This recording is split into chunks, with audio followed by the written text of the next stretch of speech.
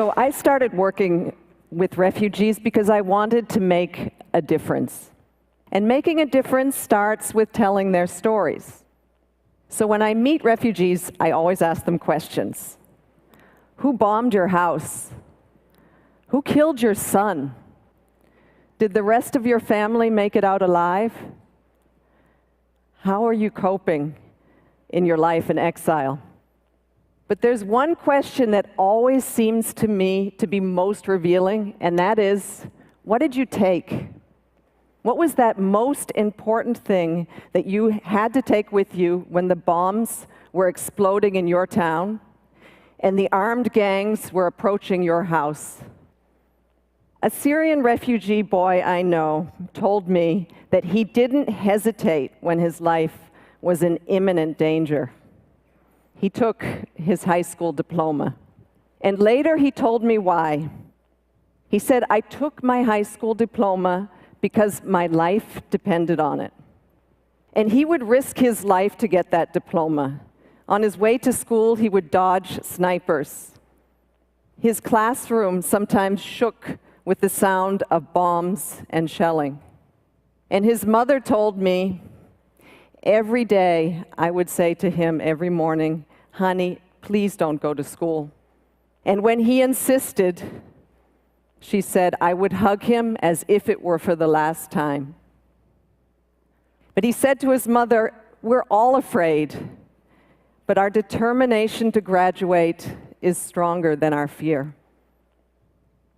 But one day, the family got terrible news. Hani's aunt, his uncle, and his cousin were murdered in their homes for refusing to leave their house. Their throats were slit. It was time to flee.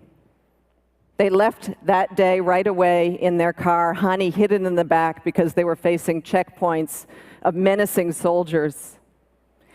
And they would cross the border into Lebanon, where they would find peace. But they would begin a life of grueling hardship and monotony. They had no choice but to build a shack on the side of a muddy field, and this is Hani's brother Ashraf, who plays outside. And that day, they joined the biggest population of refugees in the world. In a country, Lebanon, that is tiny, it only has 4 million citizens, and there are 1 million Syrian refugees living there. There's not a town, a city, or a village that is not host to Syrian refugees. This is generosity and humanity that is remarkable. Think about it this way, proportionally. It would be as if the entire population of Germany, 80 million people, would flee to the United States in just 3 years. Half of the entire population of Syria is now uprooted. Most of them inside the country. 6.5 million people have fled for their lives. Well over 3 million people have crossed the borders and have found sanctuary in the neighboring countries. And only a small proportion, as you see, have moved on to Europe. What I find most worrying is that half of all Syrian refugees are children. I took this picture of this little girl. It was just 2 hours after she had arrived after a long trek from Syria into Jordan. And most troubling of all is that only 20% of Syrian refugee children are in school in Lebanon. And yet, Syrian refugee children, all refugee children, tell us education is the most important thing in their lives. Why? Because it allows them to think of their future rather than the nightmare of their past.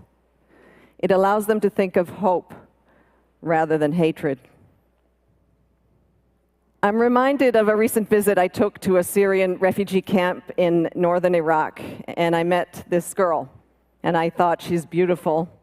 And I went up to her and asked her, can I take your picture? And she said yes, but she refused to smile. I think she couldn't. because I think she must realize that she represents a lost generation of Syrian refugee children, a generation isolated and frustrated.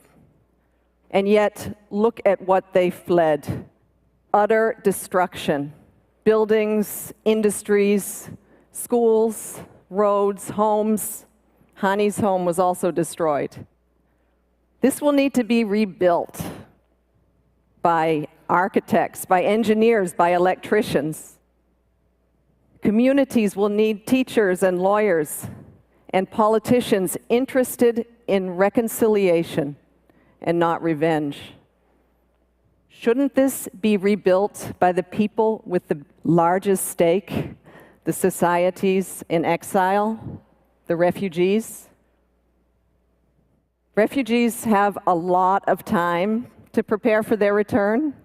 You might imagine that being a refugee is just a temporary state. Well, far from it. With wars going on and on, the average time a refugee will spend in exile is 17 years. Hani was into his second year in limbo when I went to visit him recently. And we conducted our entire conversation in English, which he confessed to me he learned from reading all of Dan Brown's novels and from listening to American rap. We also spent some nice moments of laughter and fun with his beloved brother, Ashraf. But I'll never forget what he told me when we ended our conversation that day. He said to me, "If I am not a student, I am nothing." Hani is one of 50 million people uprooted in this world today. Never have, since World War II, have so many people been forcibly displaced. So while we're making sweeping progress in human health, in technology, and education and design, we are doing dangerously little to help the victims. And we're doing far too little to stop and prevent the wars that are driving them from their homes. And there are more and more victims. Every day, on average, by the end of this day, 32,000 people will be forcibly displaced from their homes. 32,000 people. They flee across borders like this one. We captured this on the Syrian border to Jordan, and this is a typical day. Or they flee on unseaworthy and overcrowded boats, risking their lives, in this case, just to reach safety in Europe. This Syrian young man survived one of these boats that capsized. Most of the people drowned. And he told us, Syrians are just looking for a quiet place where nobody hurts you, where nobody humiliates you, and where nobody kills you. Well, I think that should be the minimum. How about a place of healing, of learning, and even opportunity? You know, Americans and Europeans have the impression that proportionally huge numbers of refugees are coming to their country.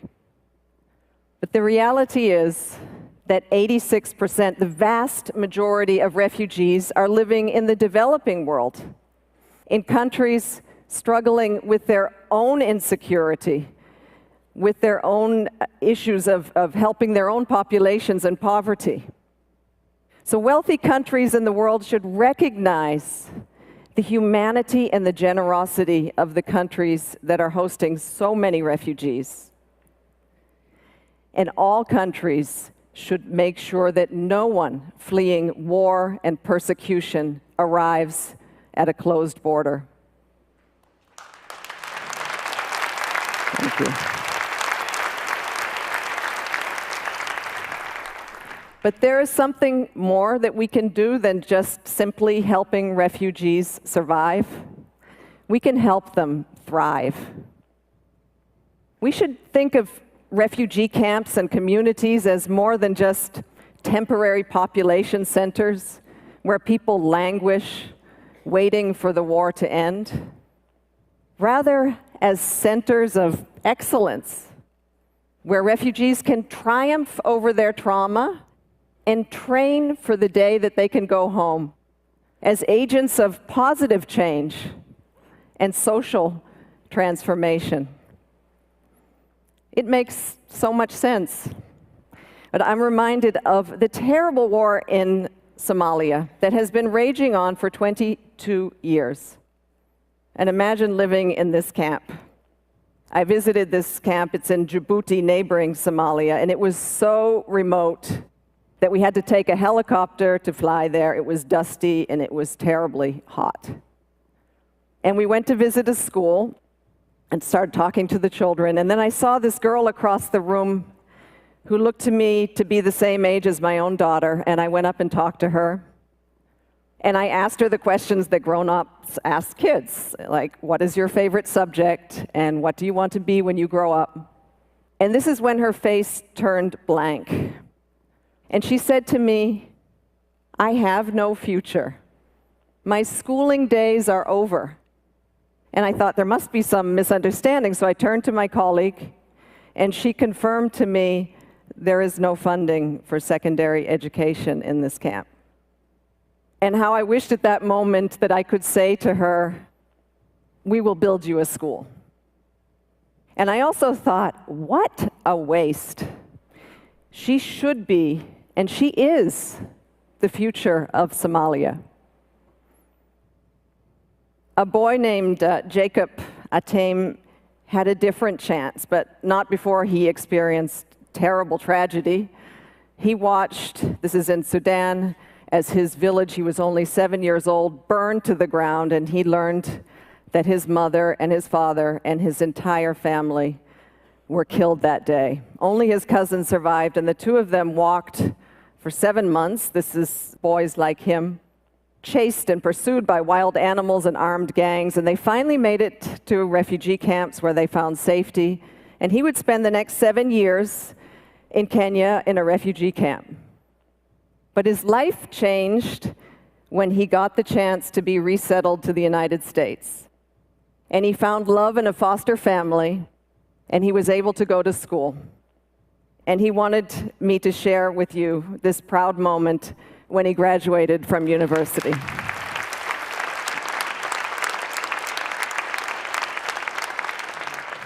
I spoke to him on Skype the other day, and he was in his new university in Florida, pursuing his PhD in public health. And he proudly told me how he was able to raise enough funds from the American public to establish a health clinic back in his village back home. So I want to take you back to Hani. When I told him I was going to have the chance to speak to you here on the TED stage, he allowed me to read you a poem that he sent in an email to me. He wrote, I miss myself, my friends, times of reading novels or writing poems, birds and tea in the morning, my room, my books, myself, and everything that was making me smile. Oh, I had so many dreams that were about to be realized. So here's my point. Not investing in refugees is a huge missed opportunity. Leave them abandoned, and they risk exploitation and abuse. And leave them unskilled and uneducated, and delay by years the return to peace and prosperity in their countries. I believe how we treat the uprooted will shape the future of our world. The victims of war can hold the keys to lasting peace, and it's the refugees who can stop the cycle of violence. Hani is at a tipping point. We would love to help him go to university and to become an engineer. But our funds are prioritized for the basics in life: tents and blankets and mattresses and kitchen sets, food rations, and a bit of medicine. University is a luxury. But leave him to languish in this muddy field, and he will become a member of a lost generation. Hani's story is a tragedy, but it doesn't have to end that way. Thank you.